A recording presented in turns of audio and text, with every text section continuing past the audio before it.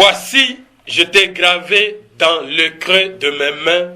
Je pense constamment à tes remparts. Voici, je t'ai gravé dans le creux de mes mains. Je pense constamment à tes remparts. Cette parole, c'est la parole de l'Éternel. Il s'adresse à quelqu'un cet après-midi. Il s'adresse à moi, il s'adresse à toi. Il s'adresse à l'Église. Il s'adresse à chacun de nous. Et la parole est très simple, mais elle est très profonde. Je t'ai gravé dans le creux de mes mains. Je pense constamment à tes remparts. Là, je suis en train de lire la version Les Semeurs. La sœur avait lu une autre version. Nous sommes dans l'Ancien Testament. Le livre d'Ésaïe fait partie des livres prophétiques. Et juste un rappel, dans la Bible qui est constituée de 66 livres, nous avons 16 livres qui sont des livres prophétiques. Donc sur l'ensemble des 66 livres de la Bible, nous avons 16 qui sont des livres prophétiques. Et ces livres prophétiques sont dans l'Ancien Testament. Et si nous regardons seulement l'aspect des livres de l'Ancien Testament, c'est pour nous dire que sur les 39 livres de l'Ancien Testament, il y a 16 qui sont des livres prophétiques.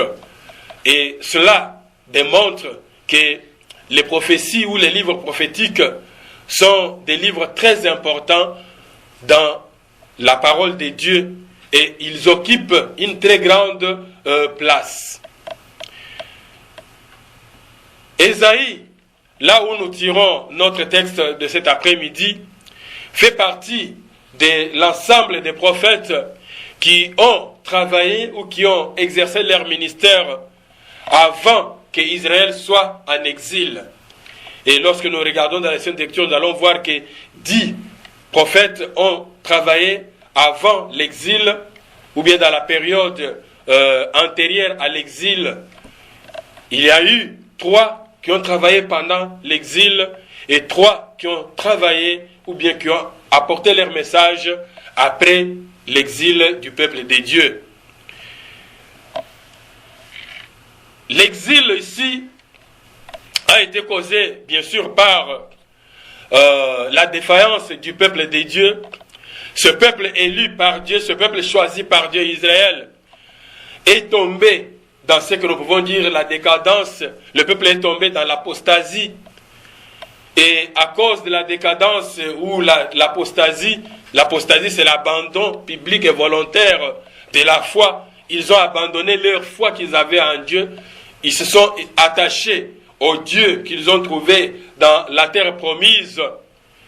Ils ont oublié la loi de Dieu, ou tout simplement ils ont désobéi à la loi de Dieu et comme conséquence, ils ont connu le temps de déclin, le temps de ruine, le temps de perte, le temps où ils n'ont pas pu se réjouir comme il fallait de ce que l'Éternel avait promis pour eux dans la terre promise. Comme nous avons vu dimanche passé, que dans les clauses de l'alliance, il y a les si. Si vous respectez ceci, si vous obéissez, si vous mettez en pratique, voilà ce qui va arriver. Il y a des bénédictions qui sont liées à cela. Mais si vous n'obéissez pas, si vous ne vous laissez pas corriger, si vous ne retournez pas à l'Éternel, il y a des menaces. Et ces avertissements, nous les avons vus dimanche passé. Alors ici, ces prophètes qui sont les porte-paroles de Dieu, ils avaient pour mission des réformateurs. C'était des réformateurs ces gens-là, parce qu'ils parlaient de la part de Dieu pour aider le peuple à se regarder dans le miroir, pour aider le peuple à changer son comportement. Car, vous le savez très bien, vous et moi, lorsque nous regardons notre marche, lorsque nous regardons notre vie, nous allons voir que ce n'est pas à tout moment que nous obéissons à la loi de notre Père Céleste.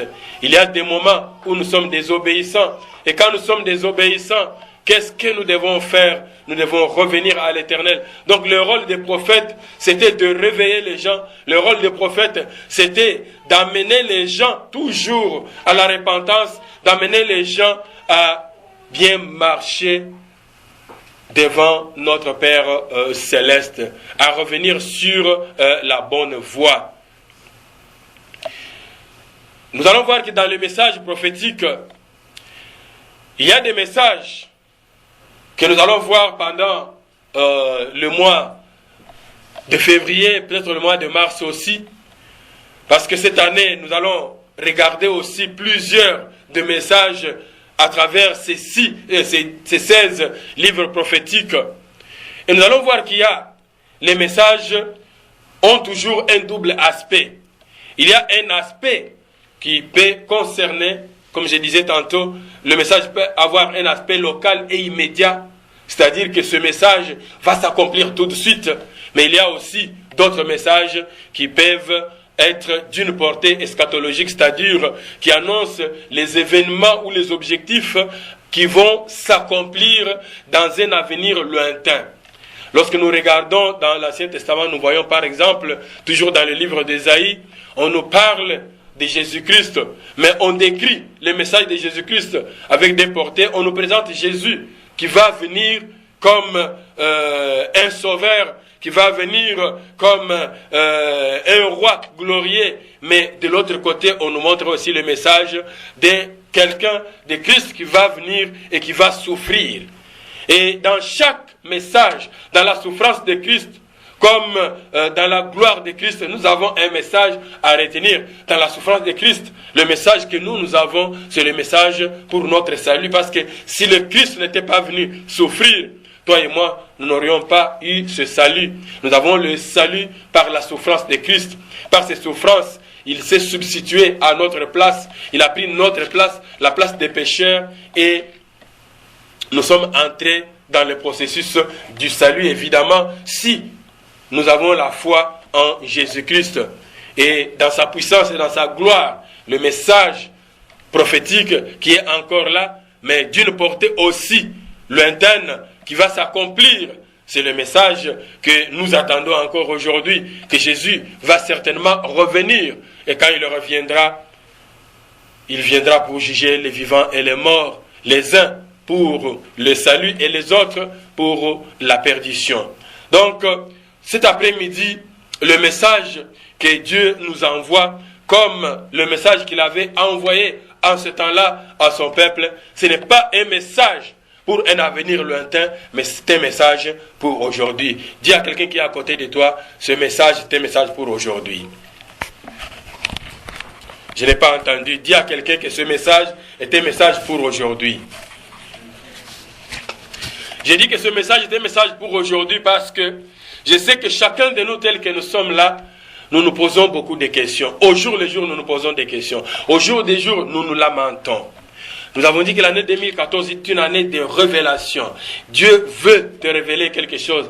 Dieu veut nous révéler quelque chose. Dieu veut te parler. Dieu veut me parler. Mais la révélation que Dieu apporte cet après-midi pour toi et pour moi, il te dit tout simplement, mon frère, ma soeur, il te dit, mon enfant, je t'ai gravé dans ma main.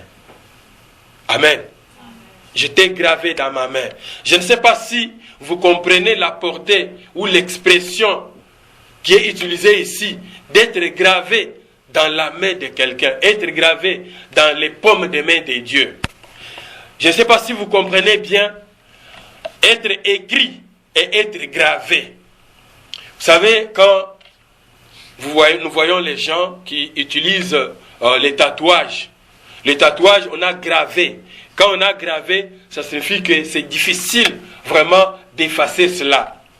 Et quelqu'un qui a gravé un message, quelqu'un qui a gravé quelque chose, il veut tout simplement dire que je ne changerai pas. Il veut tout simplement dire que ce message reste pour l'éternité.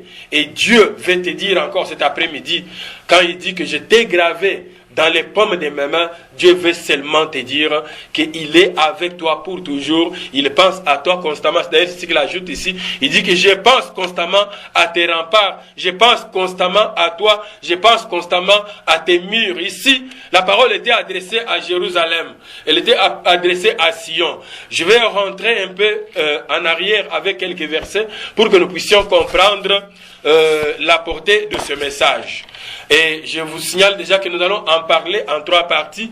La première partie, je vais vous parler des lamentations ou des plaintes. Quelqu'un peut dire les lamentations? Chaque jour, nous nous plaignons. Chaque jour, nous nous lamentons. Nous nous posons des questions. Pourquoi ceci m'arrive? Pourquoi cela arrive dans ma vie?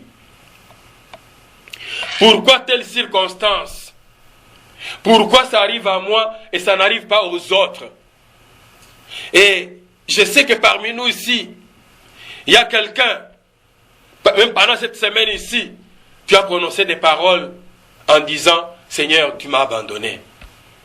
Il y a quelqu'un parmi nous qui peut-être il n'a pas dit, Seigneur, tu m'as abandonné. Il dit seulement, Seigneur, tu n'as pas écouté ma prière, tu n'as pas exaucé ma prière.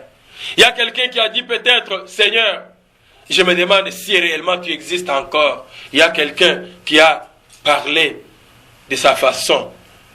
Je vais tout simplement dire que chacun de nous, que ce soit verbalement, que ce soit intérieurement, que ce soit même dans la pensée, nous nous sommes lamentés.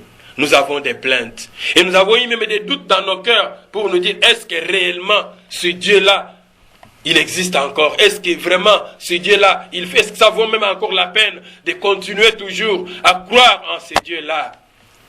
Nous nous sommes posés des questions. Mais je vais te dire cet après-midi, mon frère, ma soeur, que Dieu a une réponse pour tes questionnements. Dieu a une réponse pour tes lamentations. Il te dit tout simplement, arrête de te lamenter, car je connais tes problèmes. Arrête de te plaindre, je connais ta situation. Je t'ai gravé dans les paumes de mes mains. Dieu n'a pas dit, j'ai écrit ton nom, parce que ce qui est écrit, on peut l'effacer facilement. Mais ce qui est gravé, c'est difficile d'effacer. C'est pourquoi nous regardons dans l'Ancien Testament, Dieu dit dans Exode, il dit à son peuple, quand vous allez arriver dans ce pays-là, que je vous donne ma loi, il faut la graver dans votre cœur. Quand il dit graver la loi dans votre cœur, c'est-à-dire sceller la loi, écrire avec l'encre que vous ne pouvez plus effacer. Ça, c'est gravé. Quand vous trouvez aujourd'hui, les historiens, quand ils vont dans des endroits abandonnés il y a des milliers et des milliers d'années, on arrive à trouver certains écrits parce que ces écrits-là ont été gravés. Tout ce qui est écrit avec l'encre comme celui-ci, quand ça tombe là où il y a la neige, là où il y a la pluie, après quelques temps, nous avons perdu l'information. Mais ce qui est gravé, l'information peut rester pour des milliers et des milliers d'années, et même ça peut rester éternellement, parce que c'est gravé. On peut écrire un message sur une pierre. Quand on écrit sur une pierre, on taille, on écrit, on a taillé, on a gravé le message là-dessus. Ce message reste pour des années et des années. Il ne va pas s'effacer. Qu'il y ait la pluie, qu'il y ait la neige, qu'il y ait de la rosée, qu'il y ait, je ne sais pas, de la rouille. Ce message-là va rester. Et c'est que Dieu veut te dire maintenant que mon fils, ma fille, je t'ai gravé dans les paumes de mes mains. Je t'ai gravé sur mes mains. Donc tu n'as pas besoin de t'inquiéter. Je vais parler des lamentations, je vais parler aussi de l'amour d'une mère et je vais vous parler de l'amour de Dieu. Parce que dans ce texte, nous allons voir quelque part Dieu qui interpelle Israël, qui interpelle Jérusalem, qui interpelle Sion. Il va utiliser l'image d'une mère par rapport à l'enfant. Et nous allons lire quelques passages pour bien comprendre cela. Je commence d'abord par les plaintes ici.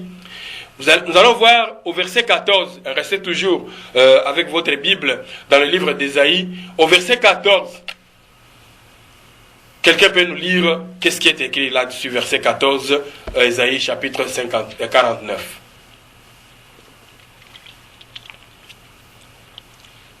Sion disait, l'Éternel m'abandonne, le Seigneur.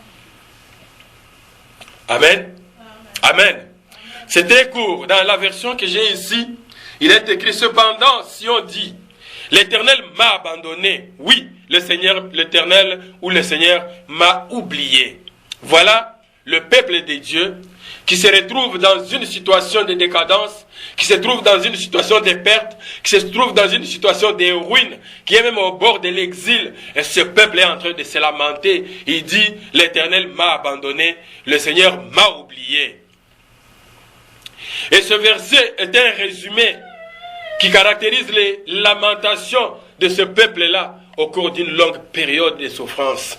Et je peux dire encore, mon frère, ma soeur, lorsque nous sommes dans la souffrance, nous disons aussi la même chose. Nous disons, Éternel, tu m'as abandonné. Nous disons, l'Éternel, tu m'as oublié. L'Éternel, tu n'as pas écouté ma prière. Éternel, tu n'as pas exaucé ma prière. Lorsque nous sommes dans les temps de tribulation, lorsque nous sommes dans les épreuves, lorsque nous n'avons pas eu le travail, lorsque nous avons passé les moments difficiles dans les finances, lorsque nous avons passé les moments difficiles dans la santé, nous disons, Dieu, tu m'as abandonné. C'est plus facile de dire cela. Dieu, tu m'as abandonné. Pourquoi? Parce que nous n'avons pas de révélation. Et si nous avons une révélation, comme cette révélation, mon frère, ma soeur, nous ne dirons plus que Dieu, tu m'as abandonné. Nous pouvons tout simplement dire que Dieu, tu es en train de m'enseigner. Dieu, tu es en train de me former. Tu es en train de me façonner, tout simplement. Parce qu'à travers les souffrances, à travers les épreuves, Dieu est en train de nous façonner, Dieu est en train de nous former. Parce que Dieu ne nous veut jamais du mal, il nous veut toujours du bien. Amen. C'est pourquoi il dit au peuple, j'ai mis devant vous le bien et le mal. J'ai mis devant vous la bénédiction et la malédiction. J'ai mis devant vous la vie et la mort. Choisissez la vie. Il ne dit jamais choisissez la mort. Il dit choisissez la vie. En lisant ce verset, je comprends qu'Israël se plaint. Et ce n'est pas la première fois. Lorsque nous regardons, ça je vais vous lire pour gagner du temps. Ésaïe chapitre 40, verset 27. Dieu s'adresse encore à son peuple et dit, pourquoi donc, ô Jacob, parlerais-tu ainsi? Et pourquoi dirais-tu, ô Israël, mon sort échappe à l'Éternel et mon Dieu ne fait rien pour défendre mon droit?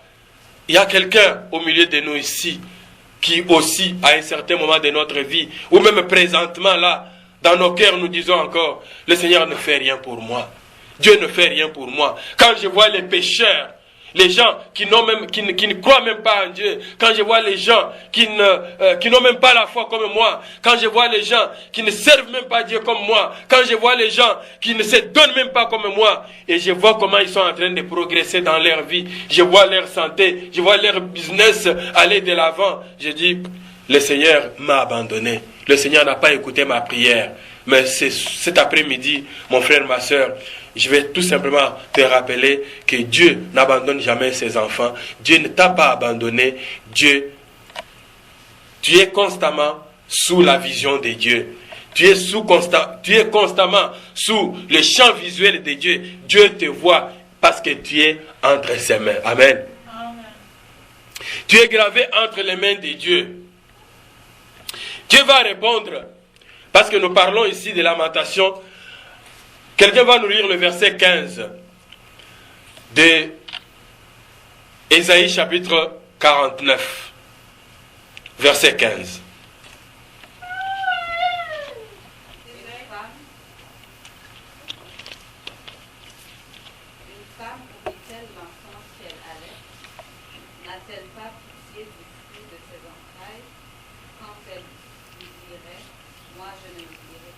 Amen. Voilà la réponse de Dieu. Quand Israël est en train de se plaindre, Israël dit que l'Éternel m'a abandonné, le Seigneur m'a oublié. Israël dit que l'Éternel ne fait rien pour moi. Israël dit que mon sort échappe à l'Éternel. L'Éternel va regarder Israël. Et l'Éternel te regarde aujourd'hui, mon frère, il te regarde, ma soeur. Il te dit, une femme oublie-t-elle l'enfant qu'elle nourrit? Cesse-t-elle d'aimer l'enfant qu'elle a conçu? Et même si les mères oubliaient leurs enfants, moi, l'Éternel, je ne t'oublierai pas. Dis à quelqu'un qui est à côté de toi, l'Éternel ne t'oublie pas. L'Éternel ne t'oublie pas, mon frère. L'Éternel ne t'oublie pas, ma soeur. Tu es gravé entre les mains, tu es gravé sur les mains de l'Éternel et il ne t'oubliera jamais. Constamment, il a dit, constamment. C'est-à-dire à tout moment, à chaque instant, l'Éternel te regarde, il te voit. Et il connaît ta situation. Et il a une réponse à chaque moment. C'est toi qui dois tout simplement crier vers l'Éternel, dire, Seigneur, j'ai besoin de ceci, j'ai besoin de cela. Et l'Éternel va intervenir. Nous voyons tous ceux qui ont dû crier vers l'Éternel. L'Éternel a répondu. Je crie à l'Éternel, il entend et il exauce ma prière. David a fait le témoignage. Et toi aussi, tu peux faire encore le témoignage. L'Éternel va répondre à Israël en lui donnant un exemple. Il dit, Israël, tu te plains pour rien. Penses-tu vraiment qu'une femme qui a enfanté un enfant peut vraiment abandonner son enfant? Dieu va utiliser cette image-là. Et il va dire que, est-ce que tu penses vraiment qu'une femme qui a mis au monde un enfant va laisser cet enfant-là qu'il allaite? Elle va vraiment abandonner cet enfant-là comme ça. Et Dieu ajoute encore, parce que Dieu sait qu'il y a aussi des mères. Nous allons parler un peu de l'amour d'une mère, un peu au point suivant. Et il sait aussi que l'amour d'une mère a des limites. Mais lui, l'Éternel, son amour n'a pas de limites. Et c'est pourquoi il dit, même si les mères oubliaient leurs enfants, moi, l'Éternel, je ne t'oublierai pas. Moi, l'Éternel, je ne t'abandonnerai pas. Je suis toujours avec toi. Je te rappelle ce soir, cet après-midi, mon frère, ma soeur, que Dieu ne t'oublie jamais. Dieu connaît ton problème, Dieu connaît ta situation et il est là maintenant avec une parole pour toi. Et cette parole, nous allons aller encore en profondeur. Il te dit, tu es entre mes mains. Je t'ai gravé dans mes mains. C'est-à-dire que je n'effacerai plus cela. Ton nom est déjà gravé. Parce que tu as accepté Jésus comme ton Seigneur et Sauveur. Le jour où tu as accepté Jésus comme ton Seigneur et ton Sauveur, et on a mis le sceau sur toi. Et quand on a mis le sceau sur toi, Dieu aussi t'a gravé. Ton nom n'est pas seulement écrit dans le livre de vie. J'aimerais que cet après-midi, mon frère, ma soeur, tu ne puisses plus dire encore que mon nom est écrit dans le livre de vie. Tu changes maintenant pour dire que mon nom est gravé dans le livre de vie. Amen. Est-ce qu'il y a quelqu'un qui croit que son nom est gravé dans le livre de vie? Est-ce qu'il y a quelqu'un qui croit que son nom est gravé dans le livre de vie? Parce que si ton nom est écrit, il peut être effacé. S'il est écrit, ça peut s'effacer. Mais s'il est gravé, mon frère, ma soeur, on ne va plus l'effacer. Dieu dit à Sion que j'ai gravé ton nom. Dans ce texte, lorsque nous allons voir, à partir du verset 15 jusqu'au verset 23, nous allons voir qu'il y a des paroles de réconfort, les paroles de consolation qui ont été adressées à Israël en ce moment-là, à Sion, à Jérusalem. Mais ces paroles-là sont d'actualité encore pour toi et pour moi. Aujourd'hui, nous allons les voir en détail. Mais avant d'arriver à cela et parler vraiment de l'amour de Dieu, je vais juste vous donner quelques exemples sur l'amour d'une mère pour son enfant ou pour ses enfants, ou l'amour des parents pour leurs enfants.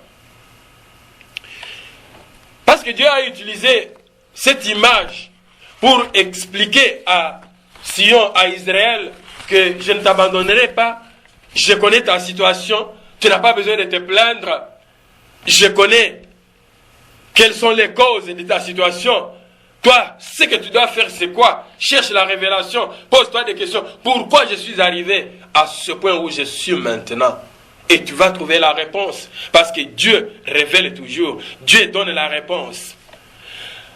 J'ai essayé un peu de comprendre pourquoi Dieu a utilisé cette expression en faisant la comparaison avec l'amour d'une mère. Je suis arrivé à une définition qui dit que l'amour d'une mère est le sentiment le plus instinctif et le plus fort de la nature humaine. L'amour d'une mère est le sentiment le plus instinctif et le plus fort de la nature humaine. Quand on dit que c'est un sentiment instinctif, c'est-à-dire que c'est un sentiment qui ne dépend même pas de notre propre contrôle. C'est un instinct. Un instinct, c'est quelque chose que tu nais avec, quelque chose que peut-être tu n'as pas vraiment le pouvoir de contrôler. C'est ça qui arrive vraiment avec une mère. Quand on dit qu'une mère qui aime son enfant, il l'aime. Et nous voyons d'ailleurs la plupart des mères qui sont ici, vous le savez, vous êtes d'accord avec moi, que si vous voyez quelqu'un qui fait quelque chose de mal sur votre enfant, l'amour que vous avez pour votre enfant vous oblige. L'amour que vous avez pour l'enfant vous oblige, même des fois, d'aller au-delà de ce que vous devriez dire. Vous dites encore, si je n'étais pas chrétien, si je n'étais pas. Je me souviens une fois, toujours pour l'amour d'une mère ou l'amour d'un parent envers ses enfants. J'ai dit une fois à un enseignant, avec son comité directeur, avec l'aire directrice de l'école, tout ça, je disais, ce que vous avez fait pour mon fils là, je ne tolère pas cela. Et je leur ai rappelé, je leur ai dit, je suis un berger d'une manière naturelle, c'est-à-dire que c'est lui qui garde le troupeau, je suis un homme de Dieu, mais pour mes enfants, je me transforme en berger allemand. Amen.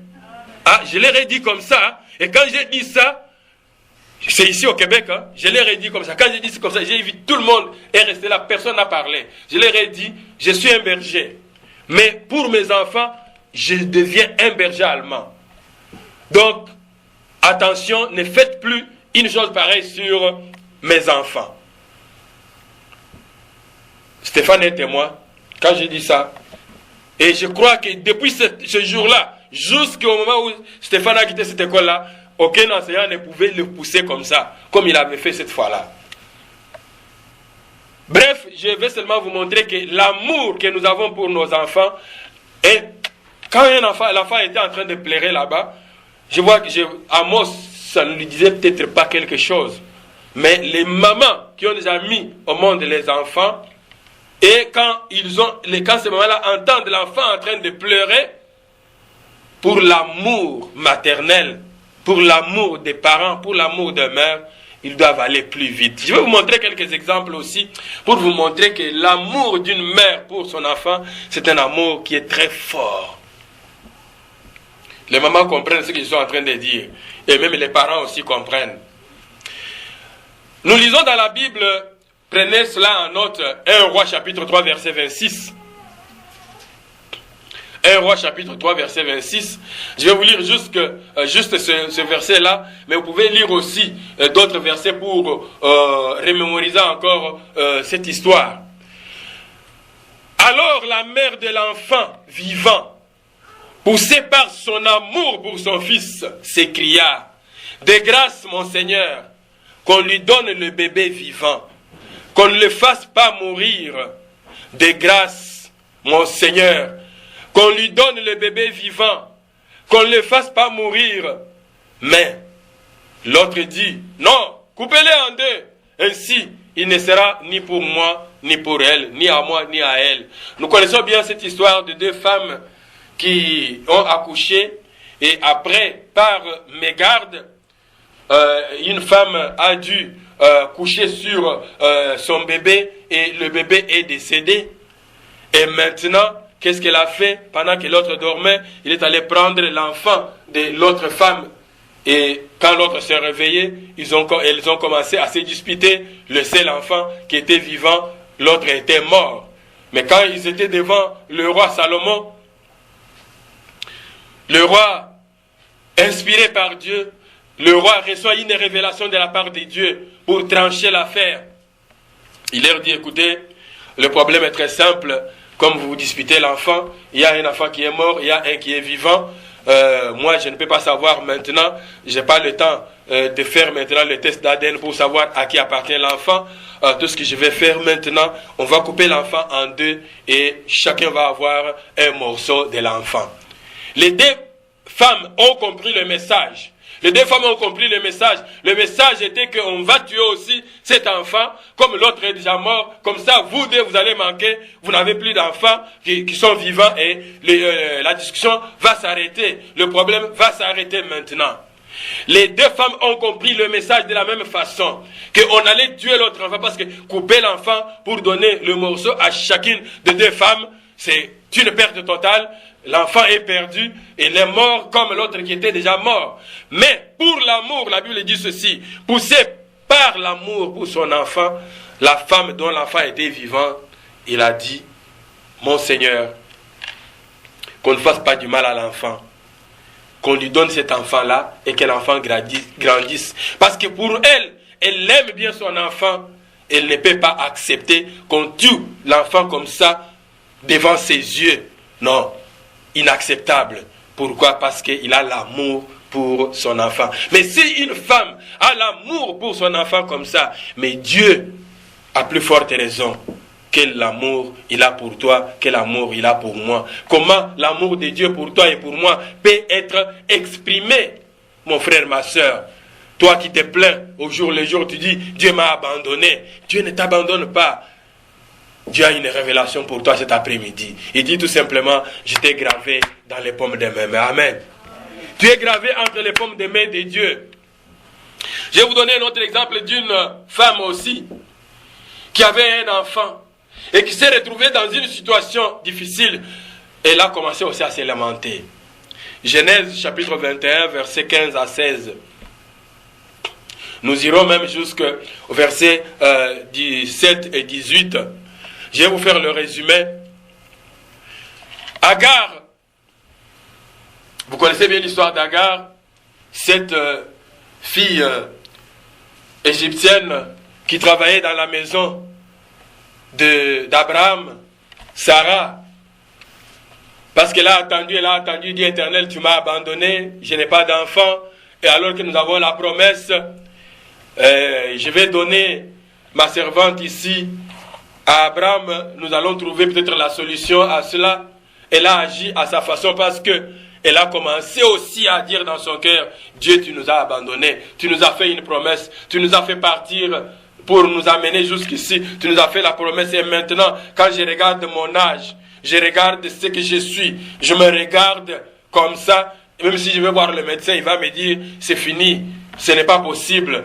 Et non, il a commencé aussi à perdre la foi. Et dit, bon, peut-être avec cette jeune fille, ça va marcher. Et exactement, ça a marché quand Abraham est allé avec la jeune fille.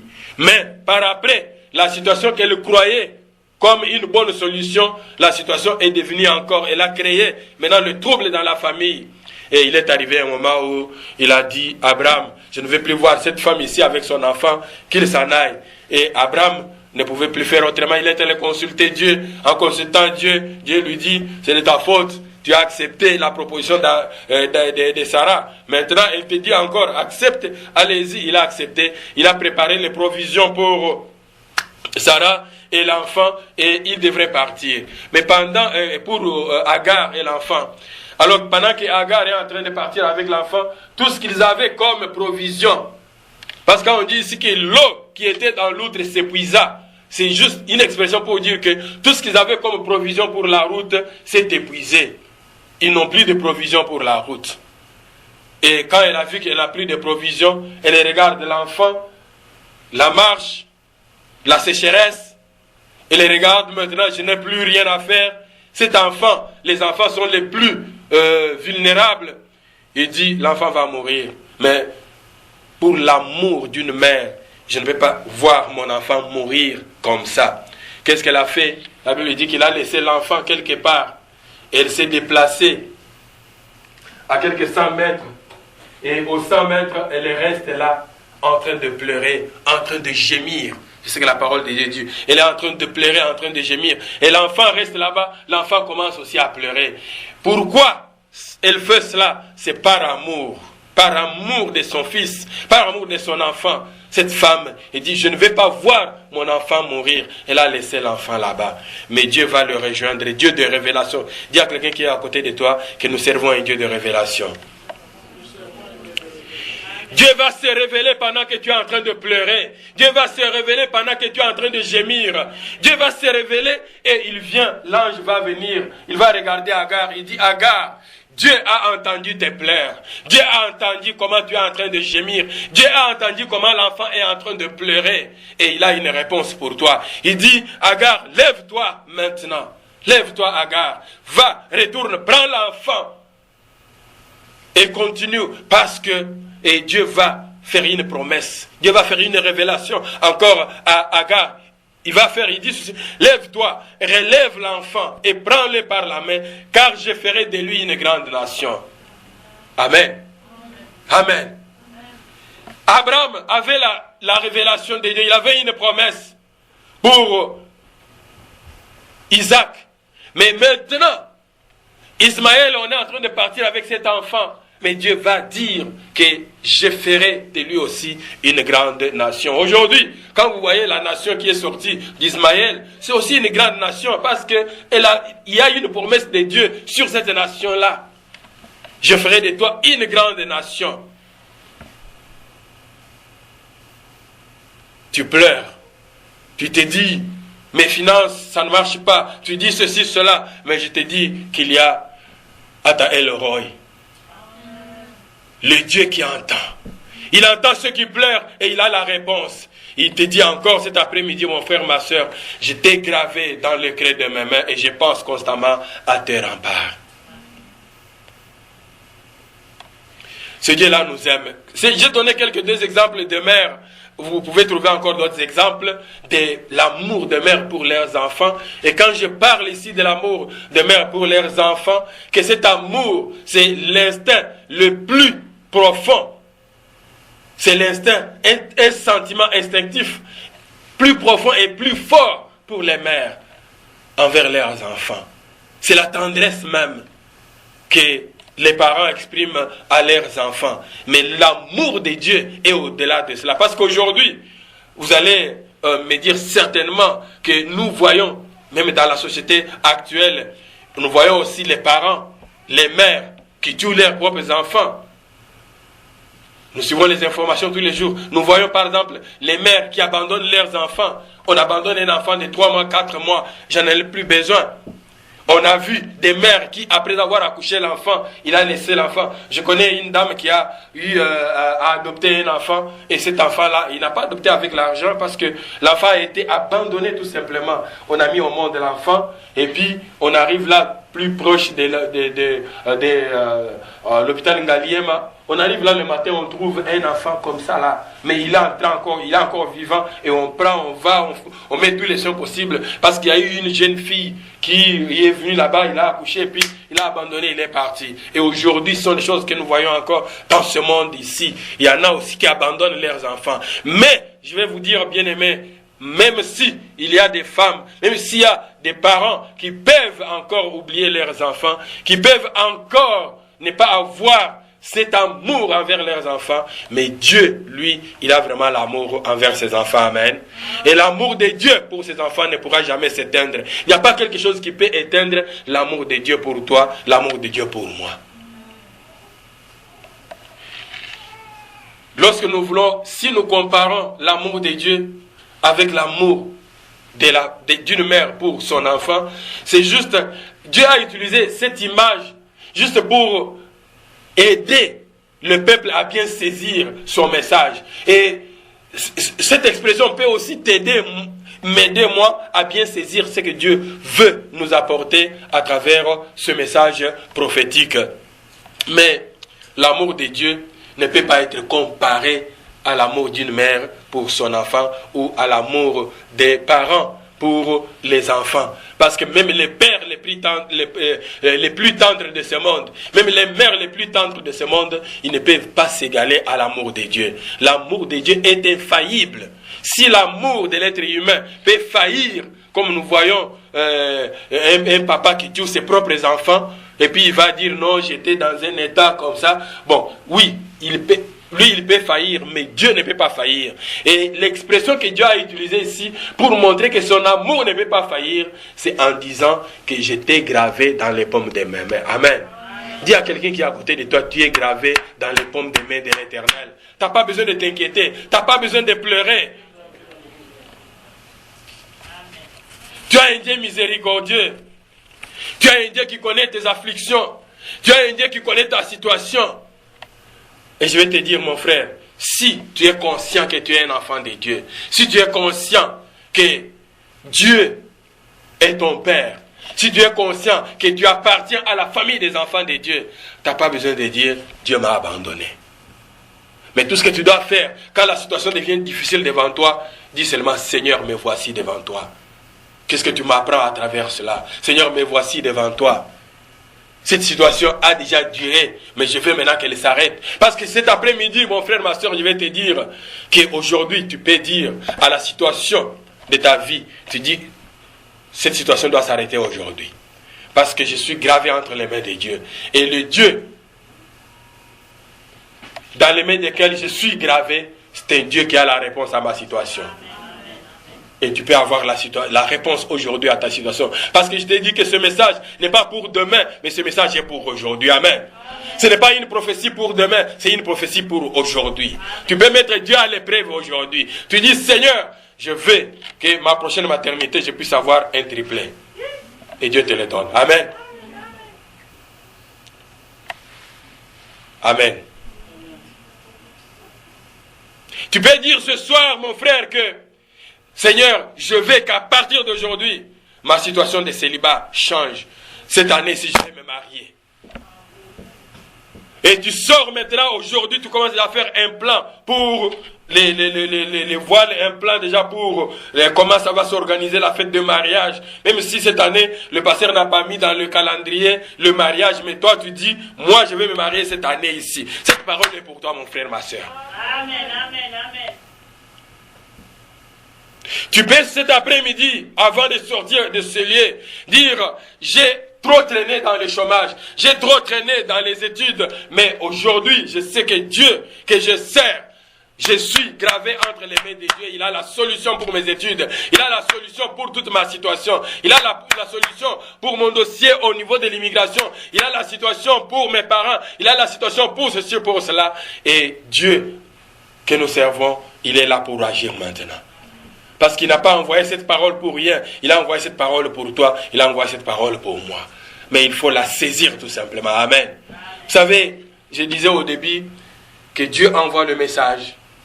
Et le message peut être d'une portée locale. Elle peut être d'une portée régionale. Elle peut être d'une portée collective. Mais elle peut être aussi d'une portée individuelle. Mais si tu veux la recevoir comme ton message à toi, tu vas la recevoir et Dieu va faire quelque chose dans ta vie. Mais si tu regardes ce message-là, c'est le message de l'église. Oui, elle va être le message de l'église. Et toi, tu vas manquer ce que Dieu veut te donner. Tu n'as pas besoin de t'inquiéter. Mais cherche seulement la révélation. Pleure devant Dieu. Quand Agar est en train de pleurer, elle a pleuré, Dieu a entendu. Et je me suis mis à la place d'Agar, qui est en train de dire, mais j'étais dans la maison de cet homme-là. Je faisais le travail que je faisais très bien. Je n'avais jamais eu une pensée d'aller vers cet homme-là pour qu'il puisse me prendre pour sa femme. Pour que je puisse avoir des enfants avec lui. J'étais là, je travaillais, je faisais bien mon travail. Je n'avais aucune mauvaise intention. Et Dieu était en train d'entendre les plaintes de cette femme-là. J'avais la crainte de mon maître. Mais c'est cette femme-là, sa propre femme, qui m'a dit, allez-y. Et je suis parti. Et voilà maintenant la situation que je suis en train de traverser. Éternel, où es-tu? Et Dieu va donner la réponse. Mon frère, ma soeur, tu dois savoir comment prier ton Dieu. Et Dieu a une réponse pour chaque situation de ta vie. Parce qu'il est miséricordieux. Il est un Père tendre. Il est compatissant. Il connaît ta situation. Dieu que je sers, Dieu que nous servons, qui te dit, voici, je t'ai gravé sur les paumes de mes mains. Tes murs sont toujours devant mes yeux. Ce Dieu-là, il n'a pas changé, il est le même. Il attire ton attention en disant voici. Quand il dit voici, il veut dire regarde. Il dit regarde. Ta situation là des études, ta situation, tes circonstances, il les connaît, mon frère, ma soeur. Dieu connaît ta situation. Dieu connaît tes circonstances. Quand Dieu dit que je t'ai gravé sur les paumes de mes mains, il aurait pu dire aussi, je t'ai écrit, j'ai écrit ton nom. Dieu ne dit pas j'ai écrit ton nom. Parce qu'il dit que seulement que j'ai écrit ton nom, c'est plus facile. Le nom seulement. On peut écrire le nom de quelqu'un, mais sans connaître la situation de quelqu'un. Mais je veux que tu comprennes ici, quand Dieu dit que j'ai gravé, je t'ai gravé, il n'a pas dit j'ai écrit ton nom. Parce qu'il écrit seulement ton nom, tu peux aller quelque part, on a écrit ton nom, mais on ne connaît pas quelle est ta situation. On connaît seulement ton nom. On regarde là-bas, on voit le nom de telle personne. Oui, bon, Kalonga, c'est un nom africain, ça, c'est tout. Mais on ne connaît pas ta situation. Mais Dieu, il ne dit pas que j'ai écrit ton nom. Il dit, je t'ai gravé. Je t'ai gravé, ça s'englobe et ton nom, ton identité, ta famille, tes finances, tes dettes, ta situation, toutes les épreuves que tu traverses dans la vie, tout ce que tu as comme problème, tout entier, jeté dans la main. Amen. Je suis dans la main de l'Éternel. Je suis dans la main Et quand je suis dans la main de l'Éternel, je ne peux même pas avoir la crainte qu'il y a un sorcier qui est à côté de moi. Nous avons peur des sorciers, nous avons peur des marabouts, nous avons peur des magiciens, de ceci, cela, parce que nous ne nous rendons pas compte que nous sommes dans la main de Dieu. Nous ne nous rendons pas compte que nous sommes gardés entre la main de Dieu. Nous ne nous rendons pas compte que nous sommes gravés dans sa main. Et gravés dans la main de l'Éternel, mon frère, ma soeur, tu n'as pas besoin de te plaindre. Et je vais te dire cet après-midi, arrête de te plaindre, mais cherche la révélation de Dieu. 2014, c'est l'année de révélation. Cherche la révélation de Dieu. Seigneur, révèle-moi les choses cachées. Il y a des choses qui sont cachées sur ma vie. Révèle-moi ces choses-là maintenant. Et Dieu va te révéler. La situation difficile que tu traverses, Dieu est là. Il connaît. Sinon, il ne serait pas omniscient, omnipotent, omniprésent. Il connaît. Il connaît ta situation. Et il est là pour résoudre ton problème.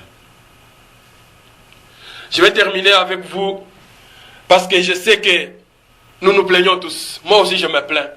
Tout le monde se plaint. Nous nous plaignons. Je connais des gens qui sont arrivés ici au Canada et qui se plaignent toujours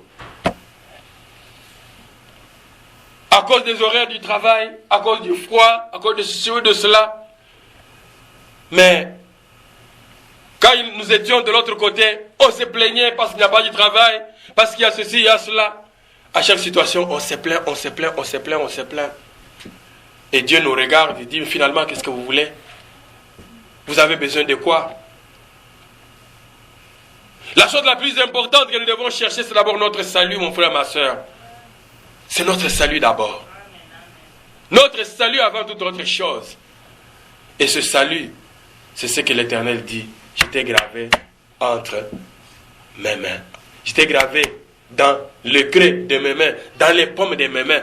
Et quand je regarde cette image dégravée dans les creux de mains de Dieu, je vois l'image de Jésus-Christ sur la croix de Golgotha. Et la Bible dit qu'ils sont venus avec des clous, avec des marteaux, et ils ont percé ses mains. Il y a des cicatrices qui sont restées dans les mains de Jésus-Christ. Et on peut comparer ces cicatrices-là. Pour toi qui as accepté Jésus comme Seigneur et Sauveur, nous pouvons comparer les marques de ces cicatrices-là comme les marques de ta vie, les marques de ton être qui sont gravées dans les mains de Dieu. Je vais conclure avec un autre exemple dans les Saintes Écritures d'un homme qui a dû se plaindre aussi. Parce qu'il a traversé des moments difficiles. Mais il avait une promesse sur sa vie. Tu as une promesse sur ta vie. Malgré ce que tu es en train de traverser maintenant, la promesse qui est sur ta vie va certainement s'accomplir. Toi, qu'est-ce que tu dois faire? Tu dois tenir à ce qui est ferme. Tu dois tenir à ta foi. N'abandonne pas ta foi. Dis à quelqu'un qui est à côté de toi, n'abandonne pas ta foi. Joseph avait une vision. Et dans la vision qu'on lui avait donnée, Joseph devrait un jour gouverner sur sa propre famille.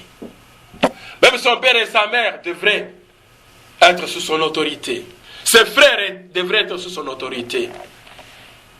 Mais très jeune, il n'arrivait pas à bien comprendre la vision. Mais il savait que cela va arriver. Il en parlait à son père. Et son père, avec l'esprit de discernement, il comprenait bien le message. Mais cet homme s'est retrouvé jusqu'à aller dans la prison. Nous connaissons tous les cheminements. Il s'est retrouvé jusque dans la prison. Je vais vous demander de lire Genèse chapitre 51, versets 50 et 52. Je vais juste lire ce passage-là et on va terminer, on va prendre un temps pour prier. On dit que avant la période de famine, là, Joseph est déjà établi premier ministre en Égypte. Avant la période de famine, c'est-à-dire que 7 ans se sont écoulés, Asnath, fille de Poti-Phéra, prêtre donna 2 fils à Joseph. Et il appela son premier Manassé. Et au deuxième, il lui donna le nom Ephraïm. Et lorsque nous lisons la parole de Dieu, on interprète, on dit, il a donné au premier le nom de Manassé pour dire celui qui fait oublier. Quelqu'un peut dire celui qui fait oublier. Il lui a donné Manassé, celui qui fait oublier, car, dit-il, Dieu m'a fait oublier toutes mes souffrances. Mon frère, ma soeur, la parole de l'Éternel cet après-midi pour toi est que tu vas oublier la situation que tu avais hier. Tu vas oublier cette situation-là. Tu vas commencer à dire, Dieu est grand. Tu vas changer ton langage pour dire, Dieu est grand. Ici, il a donné. Parce que quand il a eu les jumeaux, il donne le nom au premier, celui qui fait oublier Manassé. J'oublie maintenant toutes mes souffrances, toute la séparation que j'ai eue avec mes parents, avec mes frères, avec toute ma famille. J'oublie tout cela maintenant. Et la Bible dit que au deuxième, il a donné le nom d'Ephraïm pour dire fécond. Nous avons vu fécond car, dit-il, Dieu m'a rendu fécond dans le pays où j'ai connu l'affliction. J'ai connu l'affliction, j'ai connu des pertes, j'ai connu des humiliations. Mais maintenant, Dieu m'a élevé dans ce pays. Mon frère, ma soeur, quand l'ennemi a volé quelque chose dans la vie d'un enfant de Dieu, et pour remettre, il doit remettre avec intérêt. Et je vais te dire encore cet après-midi, parce que tu es gravé dans le gré de main de l'Éternel, dans le gré de main de Dieu. Quand Dieu va te récompenser, il va te récompenser doublement. Quand il va te donner plus que ce que l'ennemi avait arraché. Et ce soir, si tu crois à cette parole, tu peux te tenir debout. Si tu crois à cette parole, que Dieu est gravé sur les paumes des mains de Dieu, tu peux te tenir debout et dire tout simplement, Seigneur, je suis gravé entre tes mains et je sais que tu ne m'oublieras jamais. Je sais que ton amour pour moi, l'amour que tu as pour l'humanité, ne peut même pas être comparé à l'amour qu'une mère a pour son fils ou pour sa fille. Mais je sais que tu es un Dieu de consolation. Tu es le Dieu qui réconforte. Tu es le Dieu qui change la tristesse en joie. Tu es le Dieu qui change la défaite en victoire. Tu es le Dieu qui change les échecs en succès, en réussite. Tu es le Dieu qui bénit. Mon frère, ma soeur, tu as un temps maintenant pour dire quelque chose à ce Dieu-là qui t'envoie ce message prophétique, qui te rappelle, qui te dit, ne te soucie de rien. Tu n'as plus besoin de t'inquiéter. Tu n'as plus besoin de dire, Seigneur, tu m'as abandonné. Dieu, tu m'as abandonné. Tu n'as plus besoin même de perdre ta foi. Garde encore ta foi, mon frère, ma soeur, car Dieu est avec toi. Il ne t'abandonnera jamais. Il est là pour toi. Cet après-midi, il veut seulement avoir ta réponse par rapport à ce message. Est-ce que tu acceptes encore? Tu as encore la foi que tu es gravé dans les paumes de ses mains. Élève ta voix là où tu es maintenant.